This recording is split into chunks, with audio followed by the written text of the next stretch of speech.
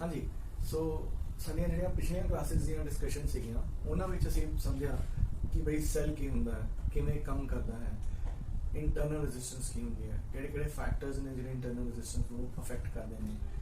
EMF ਕੀ ਹੁੰਦੀ ਹੈ, terminal potential difference ਕੀ ਹੁੰਦਾ, ਉਹਨਾਂ 'ਚ ਵੱਖਰੇ ਰਿਲੇਸ਼ਨ ਅਸੀਂ ਆਬਟੇਨ ਕੀਤੇ ਸੀ ਔਰ ਫਿਰ ਅਸੀਂ ਗ੍ਰਾਫਸ ਪਲਾਟ ਕੀਤੇ ਸੀਗੇ, ਕੈਰੈਕਟਰਿਸਟਿਕ ਕਰਵਸ ਪਲਾਟ ਕੀਤੇ ਸੀ ਫॉर ਬਿਟਵੀਨ ਈਐਮਐਫ ਤੇ external resistance, terminal potential difference से external resistance, terminal potential difference से करंट। और तुम्हें याद होएगा कि जो टर्मिनल पोटेंशियल डिफरेंस से करंट का ग्राफ है उसकी जी स्लोप है negative slope, that gives us internal resistance. अगर पॉजिटिव स्लोप होएगी तो that will give us external resistance, negative slope जी है that gives us internal resistance. हुण जी अज असीं गल डिस्कस करनी है वो ये है कि जो असीं एक सैल नूं देखदे हां, जो डिस्चार्ज हुंदा है, एनर्जी रिलीज करता है जिसनूं असीं ईएमएफ कहने हां, that is carried by unit charge, उसकी वैल्यू कोई बहुत ज़्यादा नहीं हुंदी। एक टिपिकल सैल जिहड़ा है, टिपिकल वोल्टाइक सैल, उसकी ईएमएफ कोई करीब 1.5 तो 2 वोल्ट होएगी। हुण अगर एक सिंगल सैल लैके मान लो असीं एक मतलब कार नूं इनिशियली ड्राइव करना है, कार नूं जदों शुरू करना हुंदा है तो सानूं किसी एक्सटर्नल एजेंसी की मदद लैनी पैंदी है, तो उसके लिए असीं बैटरी यूज़ करते हैं। वो जी बैटरी है अगर वो सिंगल सैल की बनी होवे तो थोड़ी कार जी है वो स्टार्ट नहीं हो पाएगी। तो इसलिए असीं की करते हैं, बहुत सारे सैल्स नूं बना के, छोटे छोटे सैल्स नूं बना के उन्होंने आपस में कंबाइन करते हैं, उन्होंने ग्रुपिंग करते हैं और फिर वो ग्रुपिंग दे भी साडे लगे अगे फर्दर ऑप्शन निकलते हैं कि असीं उन्हां सैल्स नूं सीरीज कनेक्ट करिए, उन्हां सैल्स नूं पैरेलल च कनेक्ट करिए या उन्हां सैल्स नूं मिक्स ग्रुपिंग च कनेक्ट करिए। मैं तुहानूं सिर्फ ये दसना चाह रहा कि एक सिंगल सैल सफिशिएंट नहीं है साडी हर तरह की जरूरत नूं पूरा करने के लिए इन टर्म्स ऑफ इलैक्ट्रॉनिक्स। तो असीं बहुत सारे सैल्स नूं कंबाइन करके एक डिजायर्ड इफेक्ट जिहड़ा है वो पैदा करने की कोशिश करते हैं। तो उस पर्टिकुलर फिनोमेना नूं असीं कहने आ ग्रुपिंग ऑफ सैल्स। ਹੁਣ ग्रुपिंग ਜਿਹੜੀ ਹੈ ਉਹ ਇੱਥੇ ਅਸੀਂ ਤਿੰਨ ਤਰੀਕੇ ਦੇ ਨਾਲ ਡਿਸਕਸ ਕਰਾਂਗੇ। ਇੱਕ ਜਦੋਂ ਸੈੱਲ ਸੀਰੀਜ਼ ਕਨੈਕਟ ਕੀਤੇ ਜਾਂਦੇ ਨੇ, ਇੱਕ ਜਦੋਂ ਪੈਰਲਲ ਚ ਕਨੈਕਟ ਕੀਤੇ ਜਾਂਦੇ ਨੇ, ਔਰ ਥਰਡ ਕਿ ਜਦੋਂ ਉਹਨਾਂ ਨੂੰ ਸੀਰੀਜ਼ ਤੇ ਪੈਰਲਲ ਦੇ ਕੰਬੀਨੇਸ਼ਨ ਚ ਕਨੈਕਟ ਕੀਤਾ ਜਾਂਦਾ ਹੈ। ਓਕੇ, ਤਾਂ ਸਭ ਤੋਂ ਪਹਿਲਾਂ ਅਸੀਂ ਗਰੁੱਪਿੰਗ ਆਫ ਸੈਲਸ ਨੂੰ ਡਿਸਕਸ ਕਰਦੇ ਹਾਂ ਜਦੋਂ ਸੈਲਸ ਸੀਰੀਜ਼ ਚ ਕਨੈਕਟ ਕੀਤੇ ਗਏ। ਓਕੇ, ਬਿਫੋਰ ਜਨਰਲਾਈਜ਼ਿੰਗ ਦਾ ਰਿਜ਼ਲਟ ਕਿ ਜਦੋਂ ਸੈਲਸ ਸੀਰੀਜ਼ ਚ ਕਨੈਕਟ ਕਰਦੇ ਹਾਂ ਤਾਂ ਜਿਹੜੀ ਓਵਰਆਲ ਈਐਮਐਫ ਹੈ ਔਰ ਓਵਰਆਲ ਰੈਜ਼ਿਸਟੈਂਸ ਹੈ वो किवें बिहेव करती है, उस तो पहला असी एक जनरल केस डिस्कस करते हैं of two cells of different EMFs connected in series और उन्होंने जी इंटरनल रेजिस्टेंस है दैट इज आल्सो डिफरेंट। तो देखो साडे लिए आ दो पॉइंट्स ने ए ते सी, ए ते सी दे विच असी दो सैल्स कनेक्ट कीते ने, एक दी ईएमएफ E1 है, दूसरे दी E2 है और इस दी इंटरनल रेजिस्टेंस R1, इस दी इंटरनल रेजिस्टेंस R2 है। ਹੁਣ ਅਸੀਂ ਇਹ ਫਾਈंड ਆਊਟ ਕਰਾਂਗੇ ਕਿ ਅਗਰ ਅਸੀਂ ਇਹਨਾਂ ਦੋਨਾਂ ਸੈਲਸ ਨੂੰ ਰਿਪਲੇਸ ਕਰ ਦਈਏ ਵਿਦ ਅ ਸਿੰਗਲ ਸੈਲ, ਮਤਲਬ if I can replace these two cells with a single cell connecting between the same points, ਤਾਂ ਉਸ ਸਿੰਗਲ ਸੈਲ ਦੀ ਜਿਹੜੀ E ਇਕੁਇਵਲੈਂਟ ਹੈ ਉਹ in terms of individual cells ਕਿੰਨੀ ਹੋਏਗੀ ਔਰ ਉਹ ਜਿਹੜਾ ਤੁਹਾਡਾ ਸਿੰਗਲ ਸੈਲ ਹੈ ਉਹਦੀ R ਇਕੁਇਵਲੈਂਟ ਇੰਡੀਵਿਜੂਅਲ ਰੈਜ਼ਿਸਟੈਂਸ ਦੀ ਟਰਮਸ ਚ ਕਿੰਨੀ ਹੋਏਗੀ। ਤਾਂ ਇਹਦਾ ਹੁਣ ਥੋੜਾ ਛੋਟਾ ਜਿਹਾ ਮੈਥਮੈਟਿਕਸ ਜਿਹੜਾ ਹੈ ਉਹ ਅਸੀਂ ਹੁਣ ਕਰਨ ਜਾ ਰਹੇ ਹਾਂ। ਓਕੇ ਓਕੇ, ਤਾਂ ਦੇਖੋ A ਤੇ C ਦੇ ਵਿੱਚ ਜੋ ਪੋਟੈਂਸ਼ੀਅਲ ਦਾ ਡਿਫਰੈਂਸ ਹੋਏਗਾ ਉਹੀ ਇਹ ਦੋ ਪੁਆਇੰਟਸ ਦੇ ਵਿੱਚ ਵੀ ਹੋਏਗਾ ਕਿਉਂਕਿ ਪੁਆਇੰਟਸ ਅਸੀਂ ਸੇਮ ਕੰਸੀਡਰ ਕੀਤੇ ਨੇ। ਅੱਛਾ, ਦੋਨਾਂ ਸੈਲਸ ਦੀ ਵਜ੍ਹਾ ਕਰਕੇ ਜਿਹੜਾ ਕਰੰਟ ਬਣੇਗਾ between A and C that will be same, but I'm trying to say ਕਿ I ਜਿਹੜਾ ਹੈ ਕਰੰਟ ਉਹ ਸੇਮ ਹੋਏਗਾ, ਬਟ ਇਹ ਦੋ ਪੁਆਇੰਟਸ ਦੇ ਵਿੱਚ ਜੋ ਪੋਟੈਂਸ਼ੀਅਲ ਡਿਫਰੈਂਸ ਹੋਏਗਾ ਇਹਨਾਂ ਦੋ ਪੁਆਇੰਟਸ ਦਾ ਪੋਟੈਂਸ਼ੀਅਲ ਡਿਫਰੈਂਸ ਸੇਮ ਨਹੀਂ ਹੋਏਗਾ because they are connected in series. Okay, ਤਾਂ ਸਭ ਤੋਂ ਪਹਿਲਾਂ ਅਸੀਂ A ਤੇ C ਦੇ ਵਿੱਚ ਪੋਟੈਂਸ਼ੀਅਲ ਡਿਫਰੈਂਸ ਫਾਈਂਡ ਆਊਟ ਕਰਦੇ ਹਾਂ। ਅੱਛਾ, A ਤੇ C ਦੇ ਵਿੱਚ ਜੋ ਪੋਟੈਂਸ਼ੀਅਲ ਦਾ ਡਿਫਰੈਂਸ ਹੈ ਉਹ A ਤੇ B ਚ ਜੋ ਡਿਫਰੈਂਸ ਆਫ ਪੋਟੈਂਸ਼ੀਅਲ ਹੈ ਤੇ B ਤੇ C ਚ ਜੋ ਡਿਫਰੈਂਸ ਆਫ ਪੋਟੈਂਸ਼ੀਅਲ ਹੈ ਉਹਨਾਂ ਦੋਨਾਂ ਦੇ ਸਮ ਦੇ ਬਰਾਬਰ ਹੋਏਗਾ। ਓਕੇ, ਤਾਂ ਸਭ ਤੋਂ ਪਹਿਲਾਂ I will be finding out potential difference between A and B। A ਤੇ B ਚ ਜਿਹੜਾ ਪੋਟੈਂਸ਼ੀਅਲ ਡਿਫਰੈਂਸ ਹੈ ਉਸ ਨੂੰ ਮੈਂ ਇਸ ਤਰ੍ਹਾਂ ਲਿਖ ਸਕਦਾ VA ਮਾਈਨਸ VB। ਚਲੋ ਠੀਕ ਹੈ, ਹੁਣ ਜਿਹੜਾ VA ਮਾਈਨਸ VB ਹੈ ਇਹ ਕਿਸ ਦੇ ਬਰਾਬਰ ਹੋਏਗਾ? ਆਹ ਵਾਲੀ ਇਕੁਏਸ਼ਨ ਤੁਸੀਂ ਯਾਦ ਰੱਖਣੀ ਹੈ, V = V minus psi। ਤਾਂ ਇਸ ਇਕੁਏਸ਼ਨ ਨੂੰ ਇੱਥੇ ਸਬਸਟੀਟਿਊਟ ਕਰਾਂਗੇ ਤਾਂ ਟਰਮੀਨਲ ਪੋਟੈਂਸ਼ੀਅਲ ਡਿਫਰੈਂਸ ਹੈ A ਤੇ B in terms of EMF of this cell, first cell, ਇਹਨੂੰ ਅਸੀਂ ਲਿਖਾਂਗੇ E1 minus IR1। बोलो ठीक है।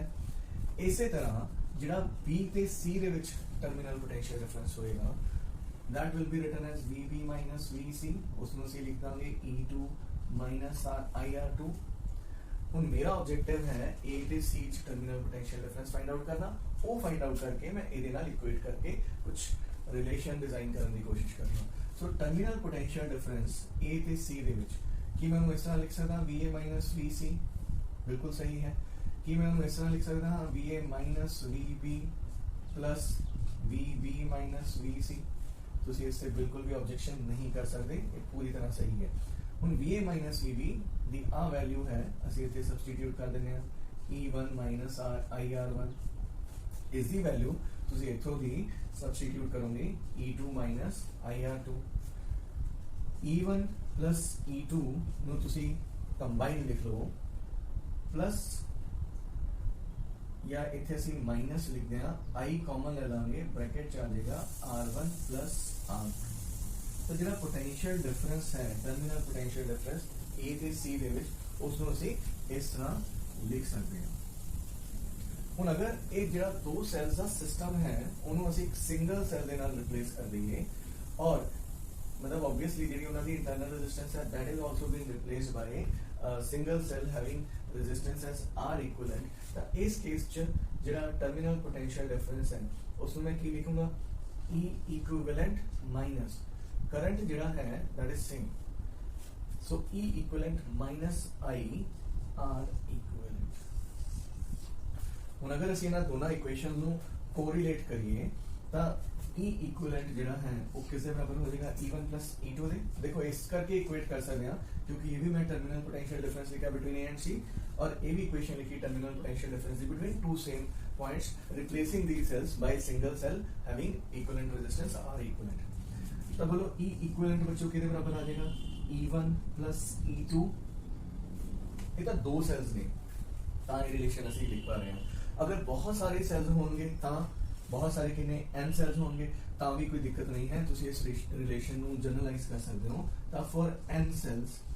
E equivalent ਜਿਹੜਾ ਹੈ that will be equal to E1 plus E2 plus E3 up to En, मतलब ਜਿੰਨੇ ਵੀ ਸੈਲਸ ਹੋਣਗੇ ਉਹਨਾਂ ਲਈ ਇਹ ਲਿਖ ਸਕਦੇ ਹੋ। ਤਾਂ ਗੱਲ ਸਮਝ ਇਹ ਆਈ ਹੈ ਕਿ ਅਗਰ ਅਸੀਂ ਸੈਲਸ ਨੂੰ ਸੀਰੀਜ਼ ਕਨੈਕਟ ਕਰਦੇ ਹਾਂ ਤਾਂ ਜਿਹੜੀ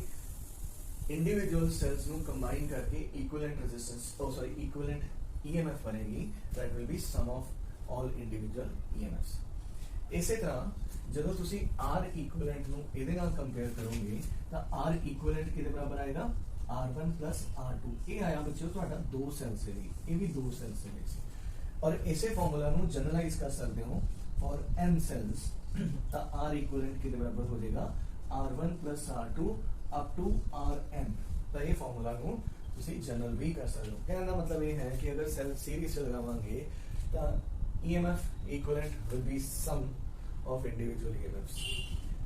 R equivalent will be sum of individual resistance, internal resistance। इथे यार छोटा जिहड़ा है ये internal resistance है, राइट।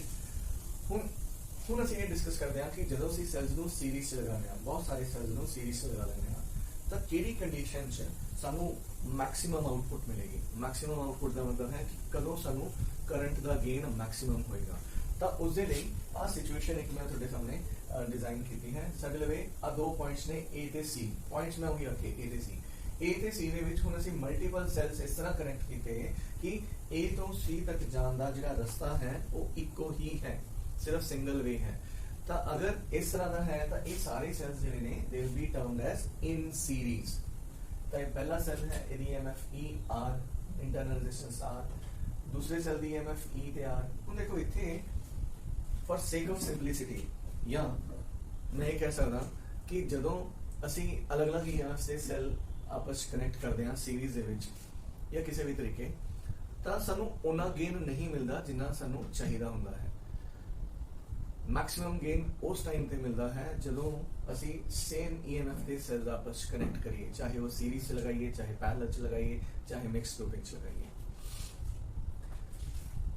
ਤਾਂ ਸਾਡੇ ਲਈ ਇੱਕ ਸੈੱਲ ਹੈ ਜਿਹਦੀ EMF E ਹੈ, इंटरनल रेजिस्टेंस R है, दूसरा सेल है EMF E है, इंटरनल रेजिस्टेंस R है। इस तरह n सेल्स ने और हर सेल दी EMF E है, इंटरनल रेजिस्टेंस R है। तो ਜਿਹੜਾ ਕਰੰਟ ਫਲੋ ਕਰੇਗਾ ਇਸ ਸਰਕਟ ਦੇ ਵਿੱਚ, ਅੱਛਾ ਇਹ ਸਾਰੇ ਸੈਲ ਜਿਹੜੇ ਨੇ they have been connected with N external load capital R ਇਹਨੂੰ ਅਸੀਂ ਲੋਡ ਬੋਲਾਂਗੇ ਕਿਉਂ ਕਿਉਂਕਿ ਇਹ ਆਪਣੀ એનર્ਜੀ ਇਹਦੇ ਅਕ੍ਰੋਸ ਛੱਡ ਕੇ ਜਾਣਗੇ